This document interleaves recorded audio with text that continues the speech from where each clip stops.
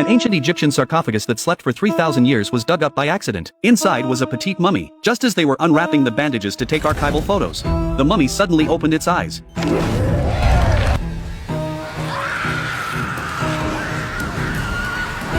The story's protagonist, Charlie, is a TV correspondent stationed abroad. He lives in Cairo, Egypt, with his wife Larissa and their 3 children, leading a peaceful and happy life. One day, while the girls were playing in the garden, a strange woman suddenly appeared. She called out their names softly through the wire fence, and claimed to be the mother of their good friend. The woman began performing simple magic tricks. Katie watched intently and gradually let down her guard. At that moment, Charlie accidentally discovered a pile of empty candy wrappers in his daughter's room. He called his wife, but she firmly stated on the other end of the line that she had never bought these candies for Katie. A sense of unease began to grow in Charlie's heart. He immediately found his son, who was watching cartoons, and after questioning him carefully, learned that his daughter had recently made a friend by the barbed wire fence, and that the candy had all been given to her by that friend. Charlie rushed to the garden to ask his daughter. In the garden, the woman gave Katie a bag of candy, and mentioned that she had a gift even sweeter than the candy, an apple she had grown herself. I hope you can forgive me, Katie. For what? My final magic trick. Suddenly, a beetle crawled out of the apple, crawled up Katie's body, and into her mouth. She immediately clutched her throat and collapsed to the ground. When Charlie arrived in the garden, he discovered a large hole had been torn in the barbed wire fence, and his daughter Katie was nowhere to be found. Charlie, frantic with worry, immediately crawled through the wire fence and rushed out onto the nearby street, calling out his daughter's name. Suddenly, the local sandstorm warning siren blared piercingly. A gale carrying yellow sand instantly swept across the entire street. Pedestrians scrambled in panic to get home. Amid the chaos, Charlie spotted a blurry figure in the distance holding a little girl. He immediately gave chase with all his might, but the sand stung his eyes so badly he couldn't keep them open. The figure eventually vanished into the sandstorm. Later, Charlie and his wife went to the police station. The chief called in a female officer to translate for them. When the couple explained that Katie had been lured away with candy, the chief said there was nothing he could do. He even coldly implied that it was the result of their failure as parents to supervise her properly. What the fuck is your problem? Are you gonna fucking help us? Send someone out there to find her. Somebody took our child. Time flew by,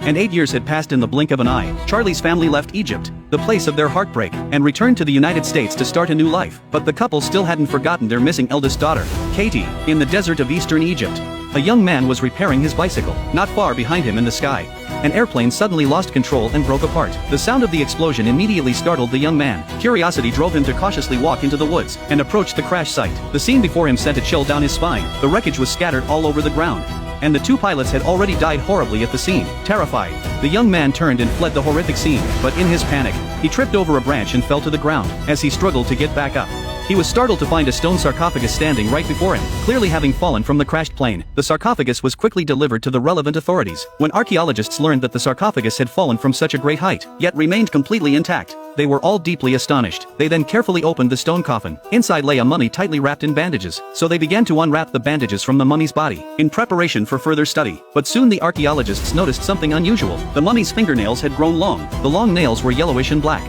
as if the body had continued to grow after death. This was unlike any mummy they had ever seen. The experts carefully unwrapped the bandages from the mummy's face, revealing the pale features of a young girl. Just as the female assistant was about to take a photo, a beetle suddenly crawled out of the girl's mouth.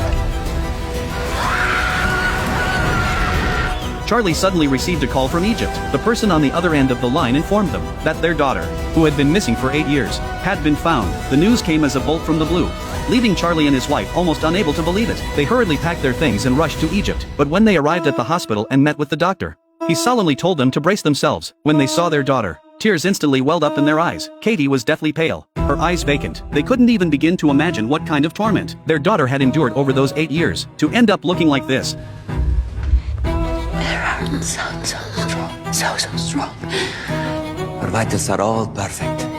Even under testing, we haven't observed a pulse rate rise above 85. Physically, she's strong.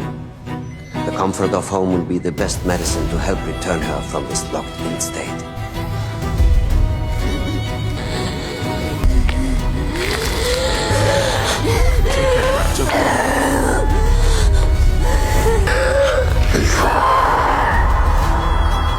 Charlie pleaded with the policewoman to help find the culprit. They then took Katie back to their home in the United States. When their other 2 children saw their sister's appearance, they were too afraid to approach her. After all, Katie looked far too eerie. Larissa's mother was a devout Christian. When she saw her granddaughter in that state, She immediately began to pray, but she never expected that her prayers would trigger such a violent reaction from Katie. Seeing this, Charlie and his wife rushed forward, holding the convulsing Katie down firmly, and quickly injecting a powerful sedative into her body. Only then did Katie gradually calm down.